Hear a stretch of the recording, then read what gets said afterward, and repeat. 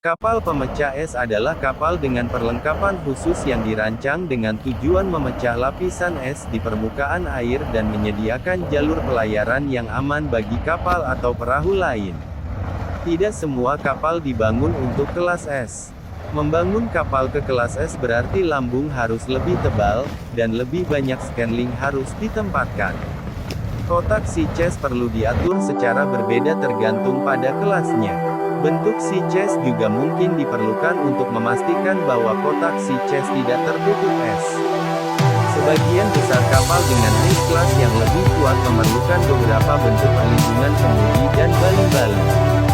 Dua pintel kemudi biasanya diperlukan, dan hidung baling-baling yang diperkuat sering kali diperlukan di kelas es yang lebih kuat.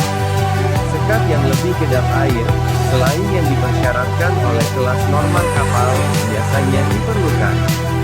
Selain itu, pengaturan pemanas untuk tangki bahan bakar, tangki pemberat, dan tangki lain yang penting untuk operasi kapal mungkin juga diperlukan tergantung pada kelasnya. Pemecah es sangat penting untuk membuka jalur yang biasanya tidak ramah bagi kapal lain, melalui perairan yang tertutup es, sehingga perairan itu bisa dilayani. Ini terutama terjadi di daerah kutub, di mana es laut tetap menjadi masalah. Agar bisa menjadi pemecah es, sebuah kapal harus memiliki 3 sifat yang cenderung tidak dimiliki kapal normal, diantaranya. 1. Bagian lambung kapal harus benar-benar kuat untuk menahan es dan tidak mudah rusak, dan terdiri dari beberapa sekat agar kapal tetap aman jika terjadi kebocoran. Dengan notasi ice class, lambung kapal didesain dengan mempertimbangkan temperatur yang ekstrim.